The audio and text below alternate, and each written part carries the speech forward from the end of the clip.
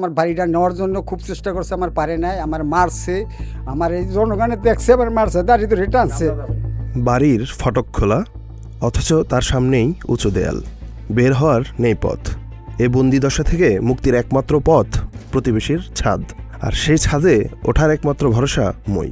প্রতিদিন ঝুঁকি নিয়ে মই বেয়ে প্রতিবেশীর ছাদে চড়ে বের হতে হয় বাড়ি থেকে। নিজ বাড়িতে এ বন্দিদশা কাটাচ্ছেন সাভারের ফুলবাড়িয়া নগরচর এলাকার বৃদ্ধ আনিসুর রহমান ও তার স্ত্রী রাশিদা বেগম। বয়সের ভারে নুয়ে পড়া এই দম্পতি গত ৮ বছর ধরে মই বেয়ে প্রতিবেশীর ছাদ দিয়ে চলাচল করছেন। প্রতিবেশীর তোলা দেয়ালে মানবেতর জীবনযাপন করতে হচ্ছে এই দম্পতিকে। সরকারি নথিপত্র অনুযায়ী সাভার উপজেলার জামুন মৌজার সরকারি বিআরএস ১ নম্বর খতিয়ানের বিআরএস ৫০৩ নম্বর দাগের খাস জমিতে অবৈধ দখলের স্পষ্ট প্রমাণ মিলেছে। জেলা প্রশাসকের কার্যালয় থেকে জারি করা উচ্ছেদ নোটিশে মোহাম্মদ ইব্রাহিম, আসলাম, ইসমত আরা ও রমজান আলী নামের ৪ জনকে অবৈধ দখলদার হিসেবে চিহ্নিত করা হয়।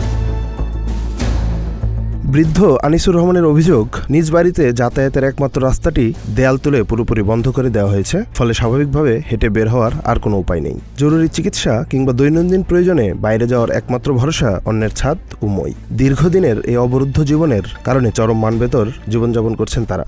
আমারে আওয়ামী লীগের সময় আমারে খুব অত্যাচারী করছে, আমার বাড়িটা নেওয়ার জন্য খুব চেষ্টা করছে, আমার পারে নাই, আমার মারছে, আমার এই জনগণে দেখছে, আবার মারছে, দাঁড়িয়ে তো রিটার্ন আনছে।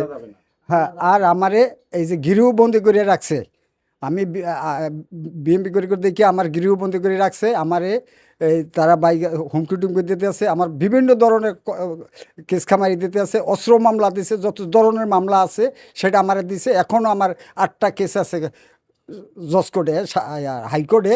আমার এইভাবে করছে। ভূমিদস্যুরা কয়েকবার মাপতে আসছে, ভূমি অফিস থেকে, তাকে মাপতে দেয় না, তাকে হুমকি দিছে, বিভিন্ন ধরে করছে, তারা রিপোর্ট টিপোর্ট দিছে, আমার কাছে সব কিছুই আছে। আগে এই সামনে এই রাস্তা দিয়ে চলতাম, এই যে আমার গেট দিয়া, আমার এই গেট দিয়ে আমি রাস্তা করতাম, আমার এই যে ভূমি উদ্দেশ্যে আমার এই যে আটকাই দিছে সিঁড়ি দিয়ে, আমি এই আমার সিঁড়ি দিয়ে আমার বাড়ি থেকে ওই অন্য বাড়িতে ছাদে আমি যাইয়া এরপর আমি যাতায়াত করি। আমার নাম আনিসুর রহমান, আমার এই 7-8 বছর ধরে এই অবস্থা করছে। আর আমি আর 7 বছর ধরে, 6 থেকে 7 বছর ধরে ভূমি অফিসে গেছি, তারা আমার কোনো কাজ টাজ দেয় না। আমি কাম করতে যাই, আমার কাম দেয় না, আমার ভয় দেখায়, আর হেরা কয় আমাকে ভয় দেয়, আমরা তোমার কোনো রিপোর্ট আমরা দিব না। ভূমিদস্যুর আসলাম, আর ওর বাইর নাম হচ্ছে আসলা, এই কায়াম, আর হচ্ছে আইব মেম্বার। আমি এই দেশের শাসন চাই, আমি প্রধানমন্ত্রীর কাছে চাই, আর মাননীয় ওই মন্ত্রী আমানুল্লাহ আমানের কাছে আমি চাই। এইটার জন্য আর সবার কাছে আমি দিছি, ওনার কাছেও আমি বিচার দিছি, ওনার কাছেও বিচার দিছি। বলছে যে ইলেকশনের পরে তোমার একটা ব্যবস্থা আমরা করবো। আমার এখন পর্যন্ত কিছু করে নাই।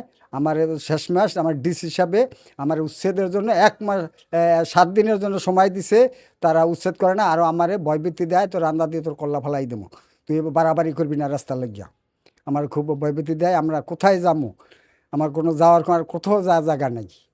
এই যে আপনার কাছে আমরা অনুরোধ বলতেছি, দেশবাসী যারা আছেন সবার কাছে আমি সাহায্য চাই। আনিসুরের অভিযোগ, প্রতিকার পেতে দাঁড়ে দাঁড়ে ঘুরেও মেলেনি কোনো সমাধান, উল্টো তাদের বিরুদ্ধে একাধিক মামলা দিয়ে হয়রানি করা হচ্ছে। আমি এই 95 থেকে আমি এই রাস্তা দিয়ে চলাচলতি করতাম। চলাচলতি করার পরে আওয়ামী লীগ আসলো, আওয়ামী লীগের পরে আইএফ মেম্বার আসলাম, ওই আর ওই কায়েম, এরা ভূমিদস্যুরা আমার বাড়িটা নেওয়ার জন্য খুব চেষ্টা করছে, পারে নাই। আমি আল্লাহ পাক রাখছে, আমি খামি দিয়ে রয়েছি।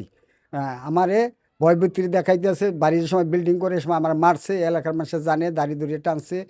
এরপর আমার ভয়ভীতি দেখাইছে যে তুই যদি রাস্তার লেগে বেশি বাড়াবাড়ি করস তা তোর জানে মাইরে ফেলাম। আমার একদিন আটকাইছিল রাত 10টার সময়, আল্লাহ আমার বাঁচাইছে, আমি কোনো রকমের সুইটে আই পড়ছি। এইভাবে করে আমি সব জায়গাতে আমি বিচার দিছি। এরপর 7-8 জায়গা সরকারি লোক আসছে, আইসা মাইপে টেপে গেছে, টিউন সব আসছে, এসিলেশন সব আসছে, এরা দেখে ডেকে গেছে। এরপর আর এরা কিছু বলে নাই। এইটা আমি সুষ্ঠু বিচার প্রধানমন্ত্রীর কাছে চাই, আমানুল্লাহ আমানের কাছে আমি এটার বিচার চাই। আর তারা যদি বিচার না করে, তাহলে আমার ওষুধ এনে দেখ, আমার ফ্যামিলি সহ বিষ খেয়ে আইনি মরম। সরকারি নথি ও সংশ্লিষ্ট নোটিশ অনুযায়ী অভিযুক্তরা জায়গাটি অবৈধভাবে দখল করে রেখেছেন। এর পরিপ্রেক্ষিতে ফুলবাড়ি এলাকার জামুর মৌজার খাস জমিতে অবৈধ দখল ও ইটের প্রাচীর 7 দিনের মধ্যে সরিয়ে দেওয়ার নির্দেশ দিয়ে নোটিশও জারি করেছিল কর্তৃপক্ষ, কিন্তু নোটিশের মেয়াদ পার হলেও কোনো পরিবর্তন আসেনি। বিষয়টা আমার নলেজে নাই, তো বিষয়টা খুবই অমানবিক। এভাবে তো একটা মানুষ ওভাবে পার হয়ে চলতে পারে না। এই বিষয়টা আমাদেরকে জানাইলে আমরা আইনগত ব্যবস্থা নিব, এবং পাশাপাশি বিষয়টা ইউনো মহোদয়কে জানাইতে হবে, এসিলেন্ট মহোদয়কে জানাইতে হবে। তাদের জনগণের যান চলাচলের রাস্তা যদি কেউ বন্ধ করে সেই অনুযায়ী আইনগত ব্যবস্থা আমরা নেব। এবং রাস্তা যদি না থাকে, রাস্তা যদি তার না থাকে, সে রাস্তা জনগণের চলাচলের ব্যবস্থার জন্য আমার মনে হয় ইউনো মহোদয়কে জানাইলে উনি তাৎক্ষণিকভাবে ব্যবস্থা নেবেন। আইনি জটিলতা আর প্রশাসনিক দীর্ঘসূত্রিতায় আটকে আছে একটি স্বাভাবিক চলাচলের পথ। মানবিক দিক বিবেচনা করে দ্রুত তদন্তের মাধ্যমে সরকারি জমি পুনরুদ্ধারের পাশাপাশি বয়োজ্যেষ্ঠ দম্পতির নিরাপদে চলাচলের ব্যবস্থা নিশ্চিত করার দাবি জানিয়েছেন স্থানীয়রা।